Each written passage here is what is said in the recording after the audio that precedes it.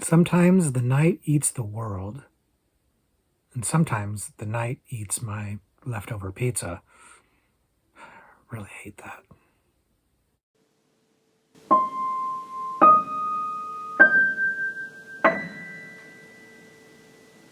Hello, everybody, and welcome back to the Horror Movie Syllabus. My name is Professor Victor, and I'll be your host as we go through all of the essential, noteworthy, interesting, or notorious modern horror films.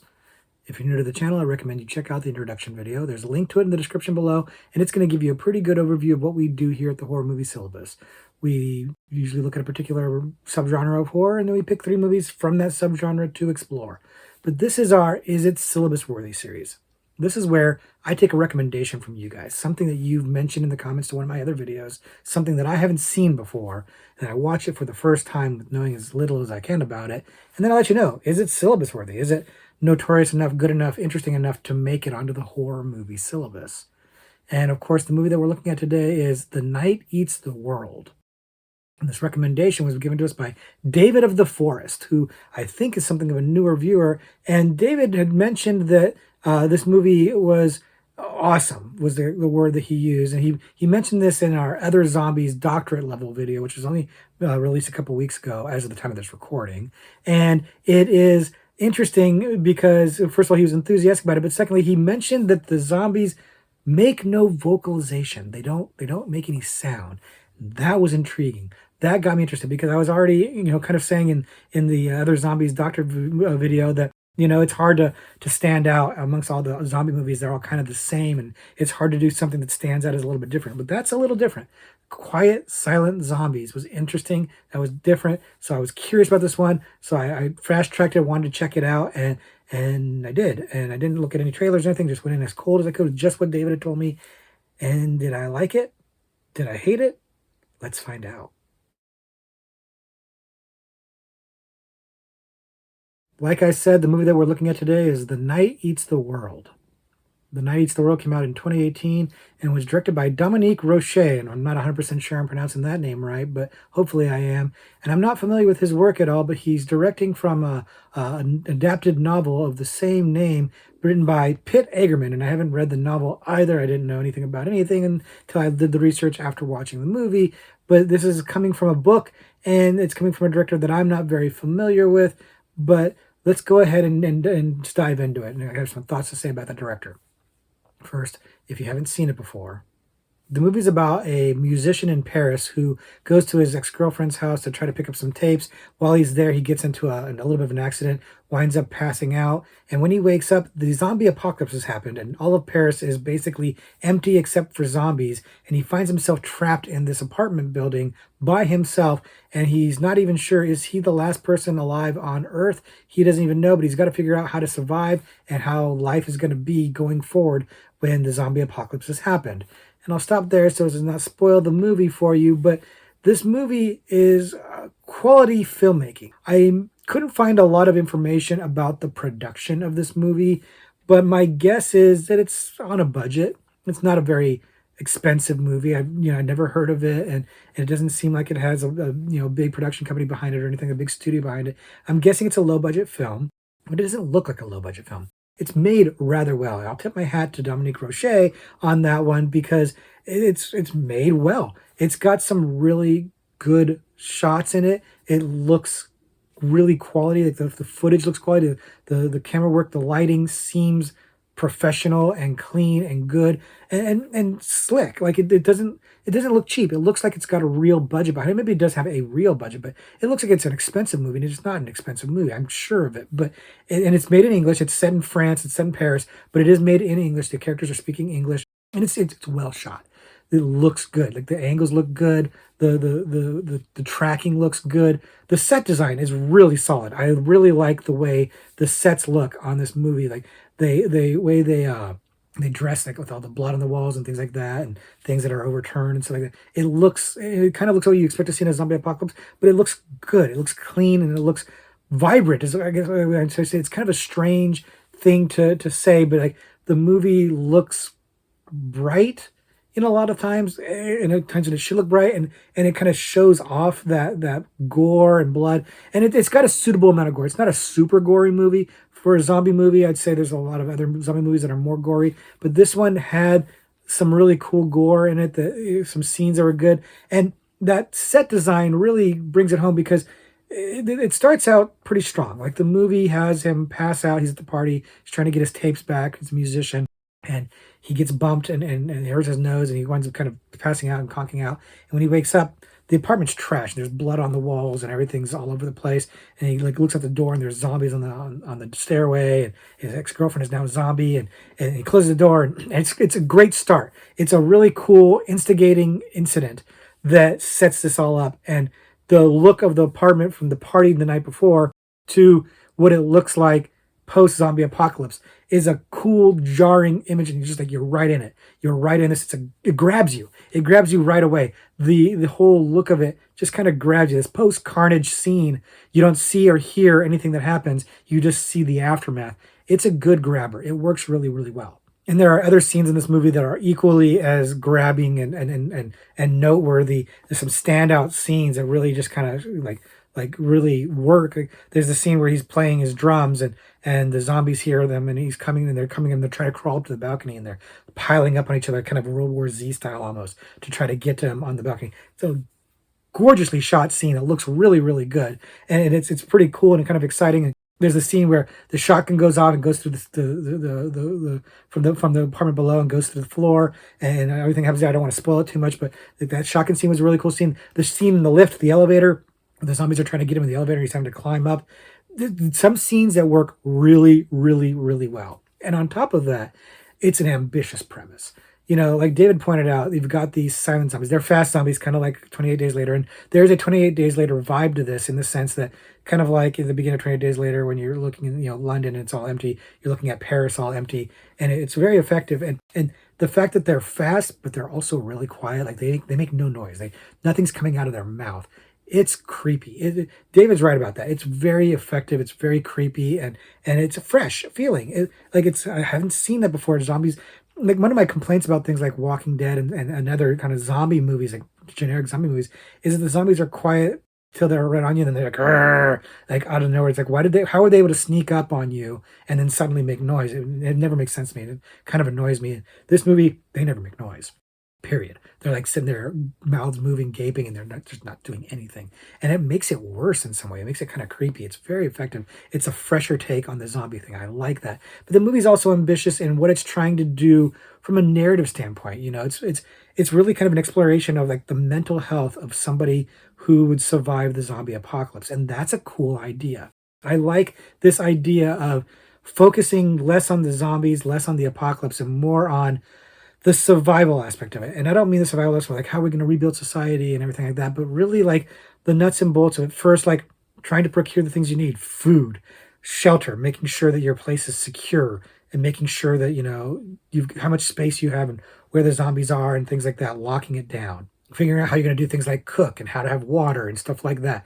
All of these kind of logistics things in there, which they touch on here. I'll be honest with you, I wish the movie kind of went into it a little bit more because I thought that stuff was kind of interesting. But the idea of like as time goes on and how he's having to make sure he has water and food and heat and stuff like that was interesting to me. But then also what the isolation does to you, because he's by himself for a large portion of the movie, and he kind of starts to lose it a little bit. Like it affects his mental health, as you would expect it to do. But the movie wants to sit on that, explore on that. It's almost like a character study, but I'd quibble on that. I saw in reviews, I did some research after watching this movie, and some of the reviews called it like a character study. And I would quibble with that. I don't think it's really a character study, but I can see why they want to say that because it does seem interested mostly in focusing on the main character of this guy, Sam, who's a musician, and how he's surviving and how it's affecting him to be isolated and by himself. It's interesting. It's interesting also because this movie comes out 2 years before the COVID pandemic, where this would have made a lot more sense of why somebody would come up with this idea of like what the effects of isolation are. This predates that, and it's kind of almost prescient in that way of like seeing how much of an impact it has on people's mental health to be alone, to be cut off from society. That's the best part of this movie is that exploration to it, you know. And I've read, again, I read a lot of like reviews and stuff like that after watching the movie, kind of getting a feel of what people thought of it. And one of the interesting things, and I think I saw this more than one place, but I definitely saw it at least one place, was that the movie is supposed to be a metaphor for a breakup. And this is interesting to me because it does make some sense, right? Like the whole movie starts with him going to get his stuff from his ex, who's now got a new boyfriend, and she's having a big party with everybody. And he doesn't want to be around all these people. It's just kind of much. And he just wants to leave. But she's like, "Please stay. Go stay in the office, and I'll be there in a minute." And of course, that office is what saves his life because he's there, and everything goes crazy. But it's really kind of like this interesting metaphor of like how you feel so isolated and cut off when you've been dumped, basically, and you're newly single, and how you just don't relate to anything at the time, and everybody else seems like they're doing something else, and life is going on without you, and you seem displaced or out of place, and you just don't really want to interact anymore, and you're just kind of like cut off from the world. I see that metaphor because I read it. I did not pick up on that watching the movie. I read that and I thought that's a really interesting take. And if that's intentional, that's really, really cool. But I have to be honest, I didn't pick up on that while watching the movie. So that's a bit of an issue there. But the bigger issue might be the lead character. It's one of the issues I have. There are a couple of issues with the movie that I had. One of them being pacing, narrative issues, and the other one being our lead. Now, our lead actor is a guy named Anders Danielson Lai. And I'm not really familiar with him, although he was in Personal Shopper. He had a small role in Personal Shopper. I don't really remember him that well.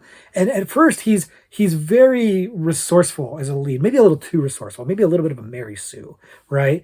But he's likable at first. Like I liked him early on. He's likable enough at least. It's not like, oh, I'm really identifying with this guy, but I liked him enough. And then as the movie goes on, I kind of started to like him less. And I do think that's a bit of an issue. Now, part of that's by design because his mental health's getting affected. He's going a little crazy. He's starting to lose his faculties a little bit. He's starting to degrade, mentally speaking, and so as a result, he's much less relatable. He's much less likable. But by the time you get to the cat scene where he finds this cat and he's trying to woo the cat in there, and then the cat won't come to him, and the zombies have no interest in the cat whatsoever, so like he gets mad about it, and then it's implied heavily that he shoots the cat. They don't show it actually, but they show him shooting, and it seems like he's like mad about the cat, and so he shoots it. At that point, I'm really not into him anymore. And he's becoming this weird like recluse kind of person that and I know that's the point of the movie. It's the point of the movie, but it's kind of hard to click with him. And he's the only person to click with. Like, the only other person he's talking to at the time for most of the movie is this zombie, this old man zombie that's trapped in the elevator that he talks to. And I'll be honest, those scenes kind of feel a little forced, a little contrived. It's like giving him somebody to voice his inner dialogue to, which I guess is better than doing a flat out like narration.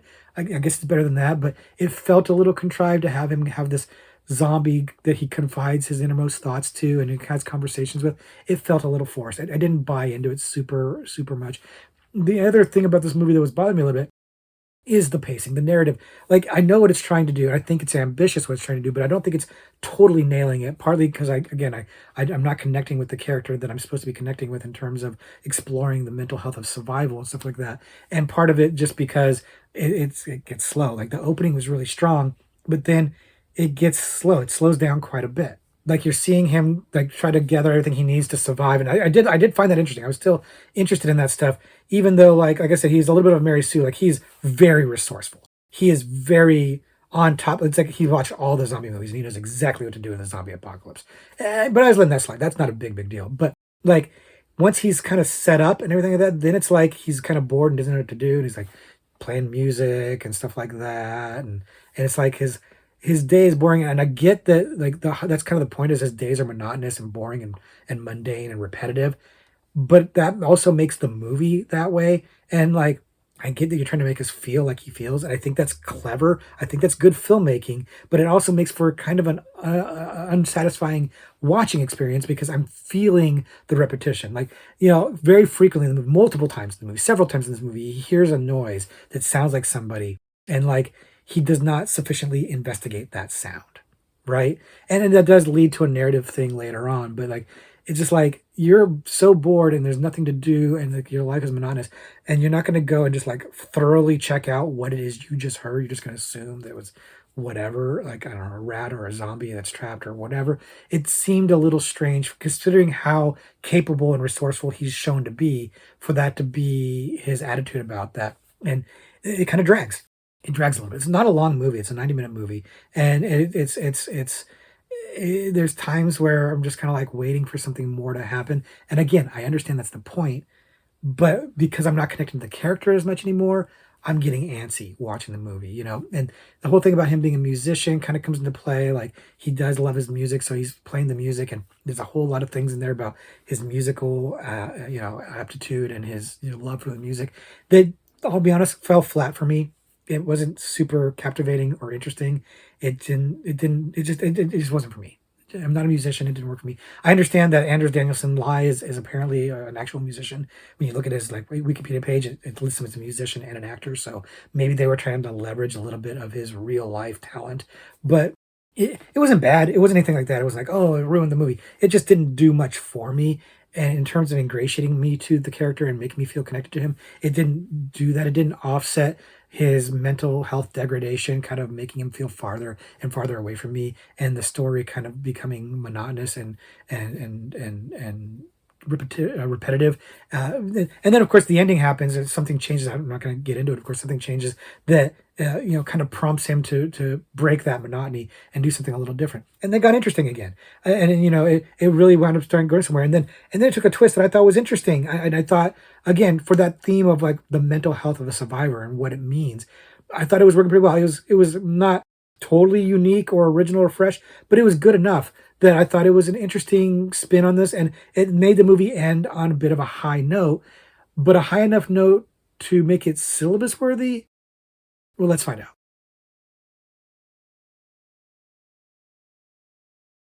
So, is The Night Eats the World syllabus worthy? I don't think so, no. It does manage to stand out from all the other zombie movies out there, but not enough to break into the zombie subgenre for me. It just falls short than that. It is better than a lot of the chaff that's out there. The silent zombies was a big plus in the right direction in terms of getting it there, and the idea of focusing on the mental health of a survivor and like what it means to actually survive and the kind of like the blandness and monotony of it. That's really cool. That's a really cool, fresh angle. I was excited for that, but it still wound up being a little bit slow. Like, again, I understand why. I understand that that makes it more accurate and realistic and honest, but it also doesn't make it super fun to watch, and it needed to have a really charismatic, likable lead that it felt like it did at first, but then kind of got away from that. And again, I understand why, because his mental health is degrading. He's changing as a person, but I stopped like clicking with him. I stopped liking him, and that made me stop feeling like I was having a good time watching the movie. So it's weird. I'm basically dinging the movie for being really well made, narratively speaking, like for having a kind of a theme that is so strong that it actually imposes it upon the viewer. The viewer literally feels what the protagonist is feeling, being so cut off and isolated, especially if you watch this by yourself and have nobody to talk to about it while you're watching it. So it's done really, really well. And I want to give it marks for that. And I kind of want to even find like an extra credit place to slot it, but I just didn't like it enough or enjoy it enough to get it there. And it doesn't really have the pedigree or the reputation to kind of make up that gap, right? Like, I hadn't heard of it, which isn't the end all be all, but like it doesn't seem like anybody's really talking about this much. Like, David's kind of got like the inside track on this. He's found one that's a little bit of a gem, but it's not big enough or notorious enough or noteworthy enough to kind of get past the issues or the quibbles that I had with it for me. And I do think it's worth a watch for sure. Like, it may not have nailed it for me, but the attempt is worth the watch for sure. I do like what they're trying to do, and I do think that like it's weird. A part of me was to say they didn't quite hit the mark. They weren't quite successful in trying to do this different take on the zombie apocalypse. And then part of me was to say they were too successful. They did it so well that I felt like I was in that apartment with him. I felt like I was like bored with nothing to do. Like, there were stretches of this movie that I got a little bored, but it ended strongly. And again, it's only 90 minutes, right? So like, if you kind of know that going in, and know what to expect, maybe it's a better ride for you than it was for me. And maybe you'd say it deserves to get squeaked on somewhere as an extra credit or something like that. Like, maybe I could find a better place for this in like the horror drama category subgenre, or maybe like the madness subgenre. Maybe there's another subgenre that it would maybe be able to be squeezed into as a as an extra credit, but it really should be a zombie movie. It's really like a fresh take on the zombie apocalypse. And I want to give it high marks for that. I want to give it its flowers for that because it does deserve it, even though the experience wasn't super great for me. The movie itself did a really good job of trying to do something different. I do think it was successful in that regard. So I'm going to recommend it. I'm not going to put it on the syllabus. So that's my thoughts on The Night Eats the World. Pretty good movie, worth your time watching. Had some flaws that I couldn't get past, but I think others might be able to, and definitely has some really creepy, quiet zombies that I thought were really, really cool. So check it out if you haven't, and if you have, let me know what you think. I know, David, what you think of it, but feel free to chime in and talk more and tell other people why they should check it out, because we're a little community here, and I like everybody kind of talking to each other and just kind of sharing the love, man, sharing the horror love. And now it's time for me to share a Trivia Pursuit card with you guys. Okay, so here's where I read a Trivia Pursuit card live on camera. Hopefully get it right so I don't embarrass myself. And for this one, we're gonna go with we'll go with the monster category. We're talking about zombies, so let's talk about monsters, right? Oh, this is appropriate. Okay, so here's the question. 1968's Night of the Living Dead was filmed in what type of monochrome form? This is a really oddly worded question that has a very easy and somewhat obvious answer. I think if you know anything about Night of the Living Dead, if you're familiar with that at all, you know the answer to this question, unless the question's wording confused you. And I think that's probably why it's worded the way it is to make it sound harder than it is. And I'm really glad they did it that way rather than giving you like a multiple choice or like a 50-50 choice on this, because that would make it super duper easy. And I already feel like it's a little bit too easy of a question, but making it, kind of getting a little, 50-cent words, SAT style way of asking the question maybe helps it be not quite so obvious. I don't know. You'll have to let me know in the comments, but I love that. And I don't check these beforehand. I don't know what the question is. I just pick a category and I go with it. So the fact that I picked the monsters category and it is a zombie question, it makes me very happy. I'm on theme. I think last week I did a video and I was trying to make the theme work. It was the experimental video and I was trying to make the theme work with the question. And it really was a stretch and a half. But this time the theme worked. So I'm pretty excited about that just by pure dumb luck. And of course, I'm guessing most of you have seen Night of the Living Dead or at least are familiar with it. And like I said, all you have to do is be familiar with it to get this question. It's not a hard question. And it's the godfather of the modern zombie movie. We've talked about it a lot.